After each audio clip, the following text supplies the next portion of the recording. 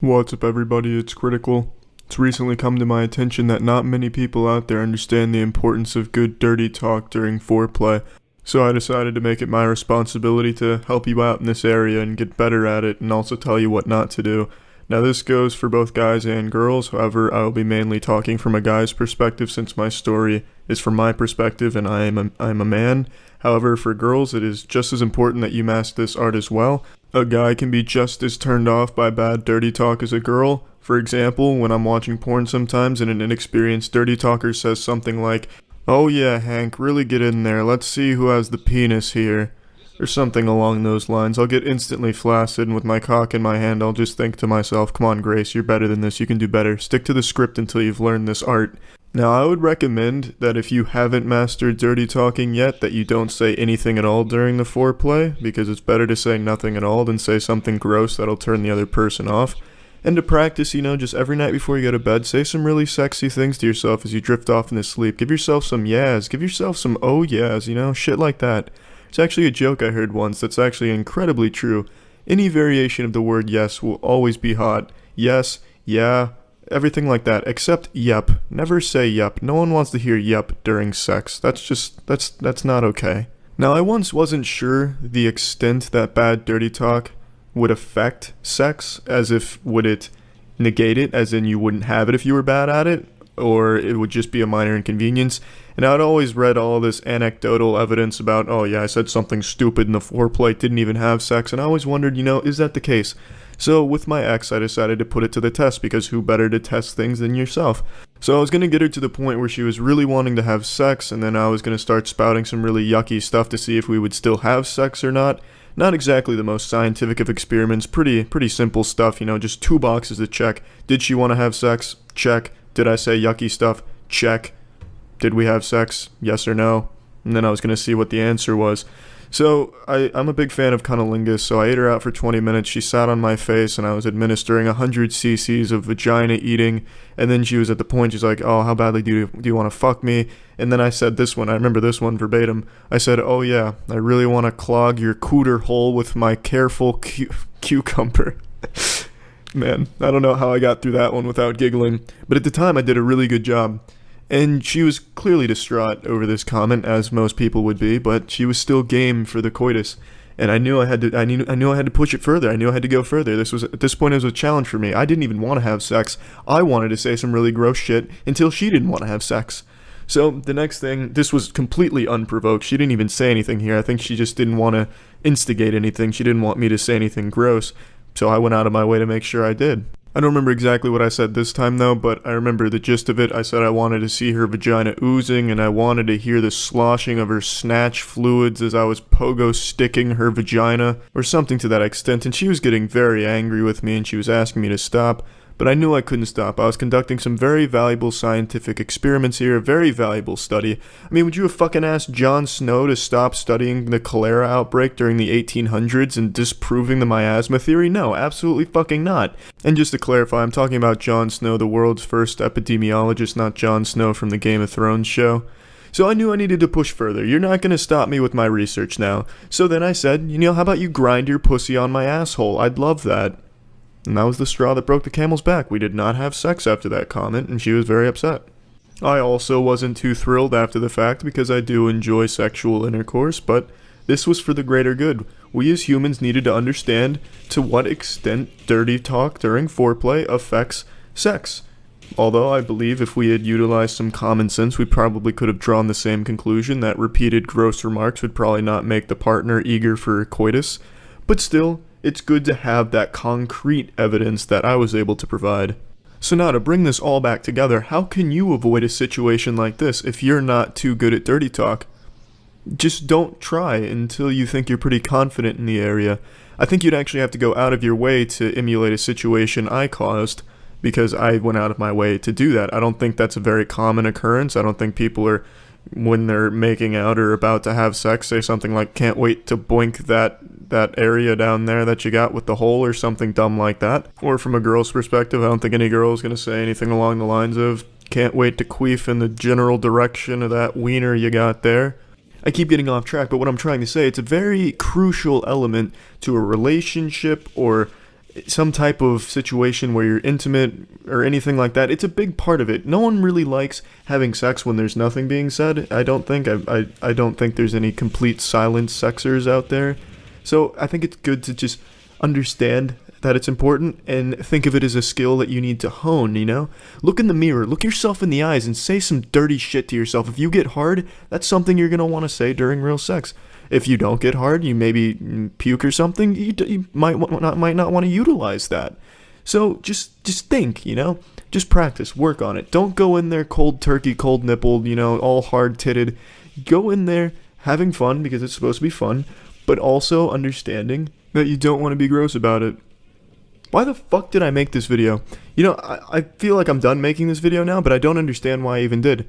I read a few articles today about how atrocious most people are at dirty talk, and I'd been laying down for the last hour and a half trying to go to sleep, and I just got it in my head that, you know, I should try and help people out with this, but I don't think I've done that. Everything I've said is pretty common sense shit that I think most of you fucking knew going into this video. I don't think upon hearing my gross story, someone was like, oh shit, I've done that before, I was always wondering why that didn't work. Pretty sure everything I have said is everything you already fucking knew, but, you know, I've come this far now. I've made my bed, and I'm going to figuratively lie in it, and also going to actually go lie in my bed in just a moment and try to go to sleep again. So yeah, well, yeah, that's it. Shit's important when you, see ya. What's up everybody, it's Critical. I'm going to be talking about a very important topic. That is the shitting anomaly that I'm sure many of you have faced before. Basically, to sum it up, it's when you take a small shit, but then you sit there wiping your asshole for 3 hours because there's more shit on your asshole than there is in the toilet. And there's just no reason for that to happen. This is a very important discussion that I think needed to be addressed during the presidential campaigns last year, but it wasn't, so since they neglected to talk about it, I'll go ahead and talk about it.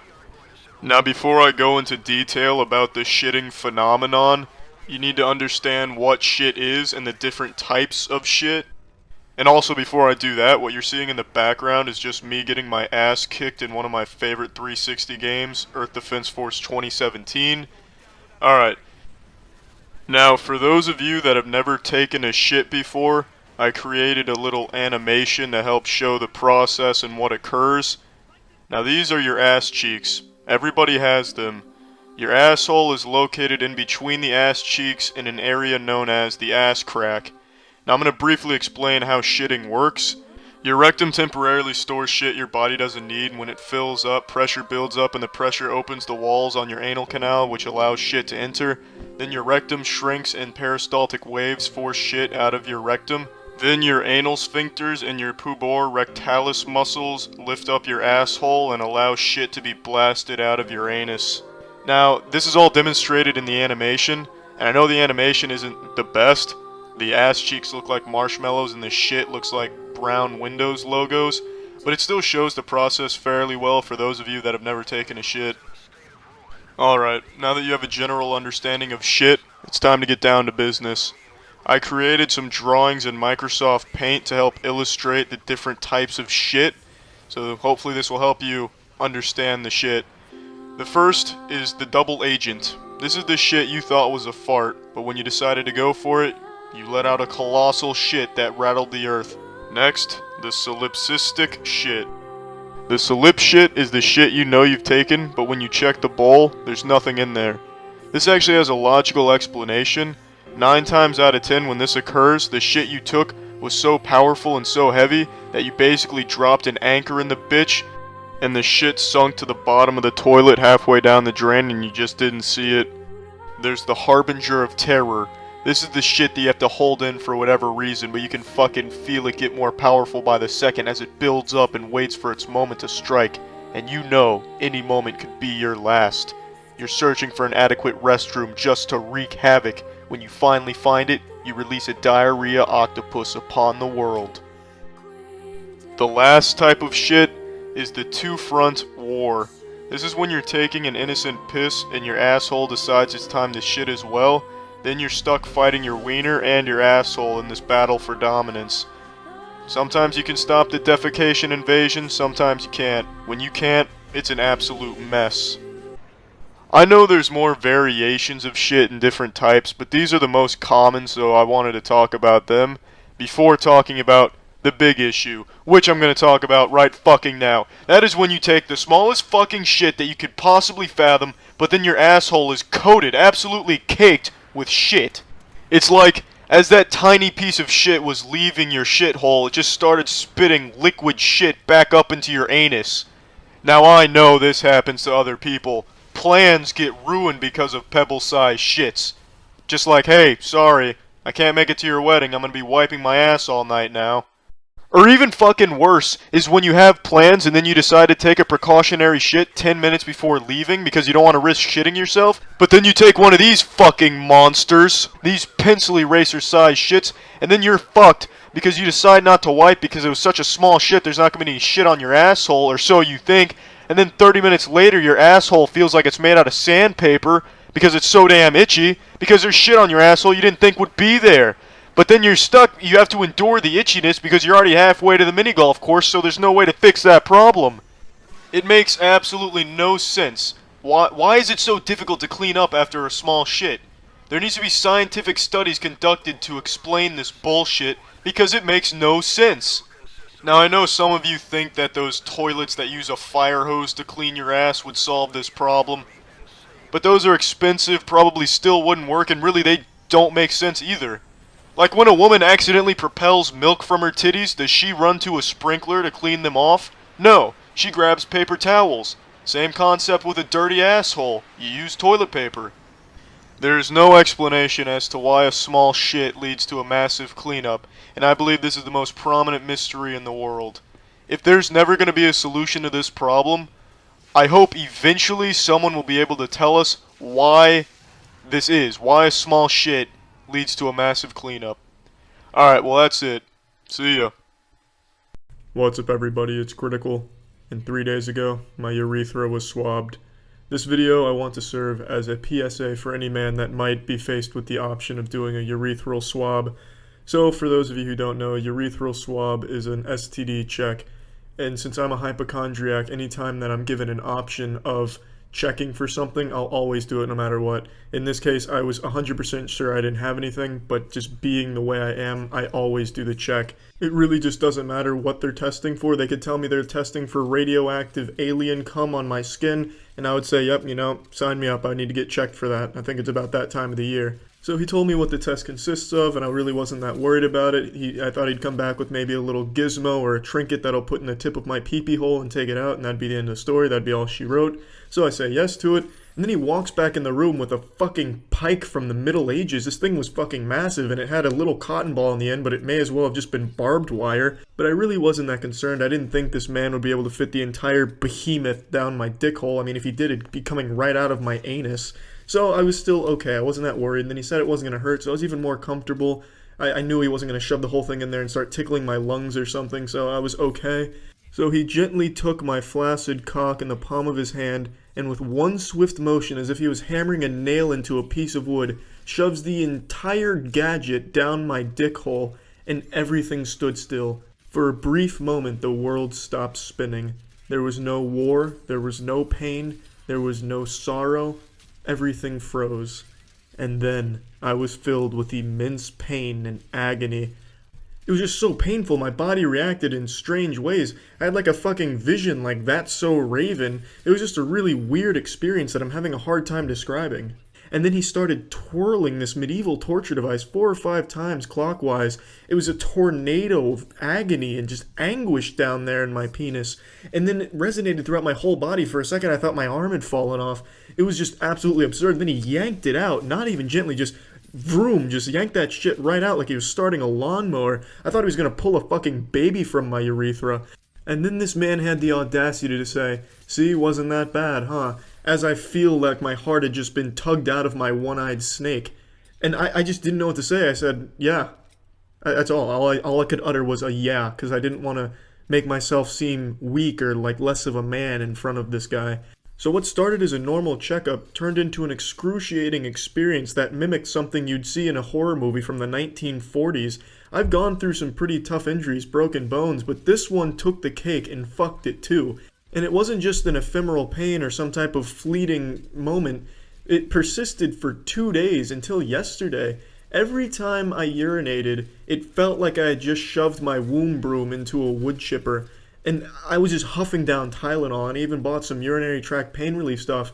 And they definitely helped a little bit, but what it also did was change the color of my urine to an orange with a tinge of green. So every time I pissed, it looked like Shrek had just fucked an orange until it exploded. Basically, every time I used the bathroom and peed, the toilet ended up looking like a Jackson Pollock piece. It was fucking surreal. And I still, like, I'm better today. It's been 3 days since then, so it's definitely a lot better. But I still bear those scars because every time I piss now, I'm just worried, like, will my dick have a PTSD flashback here? So really the point of me telling you this unpleasant story about how my dick's been feeling like there's been broken glass shoved in it is you don't need to do a urethral swab if you want to get checked for STDs. You can do a urinalysis, which I didn't know. So do that. Never do a urethral swab under any circumstances. I don't know how the fuck the doctor can think it doesn't hurt unless he's been training his cockhole for 20 years, gradually building up the size of things he can stick down there from a Q-tip to a fucking soup ladle. But don't fall for that propaganda, because getting your urethra swab feels like your wiener gets fucked by a cactus. Just do a urinalysis. I wish I had just done that. But yeah, that's besides the point. Don't do a urethral swab. So yeah, that's the message here. See ya.